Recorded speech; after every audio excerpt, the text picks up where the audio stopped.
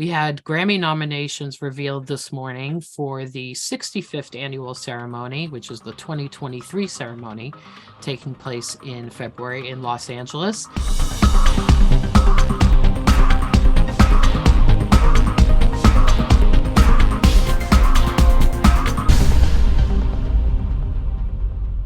What's your sort of like top theme, your big headline for today? Well, I know that fewer surprises isn't like a really grabby headline, but I think the big surprise this year is that there were fewer surprises, because last year Jon Batiste came out and everybody was like, WTF, who is this guy? Although a lot of the country didn't feel that way and they were very happy about it. And of course, he prevailed. And then the year before that, there was the Weeknd shutout. So we didn't have any sort of positive or negative controversy or surprise like that. What we had was things that kind of generally went along the way we thought they would, with Beyonce getting the most nominations.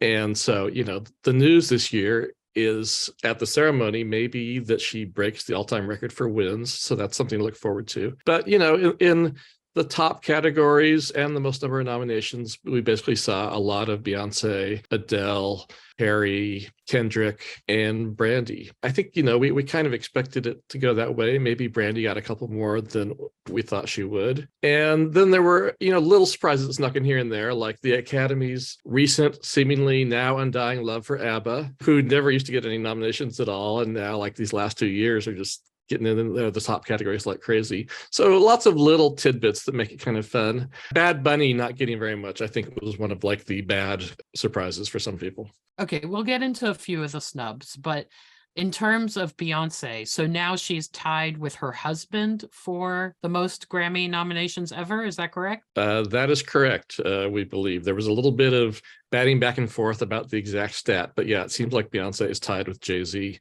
for most noms ever. And Beyonce is just, bound to leave him in the dust here. No offense to Jay-Z. I mean, the couple that sings together wins together, maybe? The true kings don't die, we multiply. Peace. I'm so unbothered. Let's talk about some of the snubs. There wasn't really a big country presence in the marquee categories. What's going on there? Yeah, maybe they need to boost the get out the vote Nashville block efforts a little bit, or get some new members, because usually country sneaks in somewhere in the big four categories. And lately, we've seen a diminished country presence, like in record album song of the year, but you could usually count at least one country person getting in among 10 for best new artist. That didn't even happen this time. I thought Lainey Wilson would get in there for best new artist, who just won at the CMAs, but not even her. And I think part of the problem is that you've got Morgan Wallen really being like the 5,000-pound gorilla in the room with commercial country music. But then you have people outside of mainstream country music who don't love him for reasons that we probably don't have to spend 5 minutes on. And so it's a little tough when, like, one of the two biggest artists of the year, you've got Morgan Wallen and Bad Bunny basically like dominating everything during this eligibility period. But people don't want to nominate Morgan Wallen for the Grammys. And so that kind of leaves country missing in action. But the Grammys doesn't exactly, distance itself from controversial artists. We have is it the comedy category where Dave Chappelle and Louis C.K. are going up against each other? And that's a rerun of last year. They were both in there last year, and Louis C.K. won. People sometimes forget that it's a limited number of people who vote on some of these awards. If you're a Grammy voter, you kind of have to pick which categories are really yours, so that, like, not everyone is weighing in on Best Polka, although I don't think there is a Best Polka anymore. That's just as an example. And so, the people who vote for comedy are really in that world. And apparently, the Venn diagram of Grammy voters and people who are really immersed in comedy don't care about cancel culture or whether we should punish any of these people. And so, we're probably going to see Dave and Louis C.K. nominated every year, since they seem to put out a record every year, and people will get pissed off about it in February. Some shutouts, notable shutouts. We were surprised that Gail, who had ABCDEFU, huge song this year, and Dove Cameron, who had Boyfriend, which was also a huge song. What happened there? Any nods there? There was one nomination for Gail for Song of the Year, which is a big one. I mean, that's one you definitely want to get.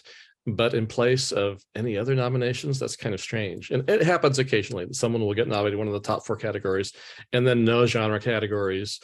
And, she seemed like a shoo-in for Best New Artist. So everyone was banking on that. And she got song instead. Pretty nice consolation prize. But, where was she in the rest of it? And Dove Cameron, of course, was just a huge hit song across multiple formats. She got shut out completely, right? Yeah, nothing. Yeah, nothing. So sad. Let's talk about some of the British titans that we have. We have Adele, Harry Styles, the two stars of the Columbia roster, and Harry really had a very impressive showing, I would say, this Grammys, right? Yeah, I think he's finally completed his arc of acceptance into sort of I don't want to say the adult community, but this is finally the point where everyone's forgotten about One Direction and just thinks of him as another great artist that appeals to all demographics, really, until you go to his show. I was talking to one of his producers the other day, and they were saying that they really think there's no sort of demographic shift just toward the teenage female market anymore. But they do buy up all the tickets right away for the show. So if you go to the show, you would think that it was like exclusively 17-year-olds into him. But that's really not the case. Everyone loved As It Was. I mean, you see 50, 60-year-olds bop into that. He's finally been accepted after kind of being put off to the side a little bit earlier. And certainly in the One Direction days, there was nothing happening Grammy-wise. So yeah, he's in there, possibly a spoiler in the Adele-Beyonce fight we were all anticipating.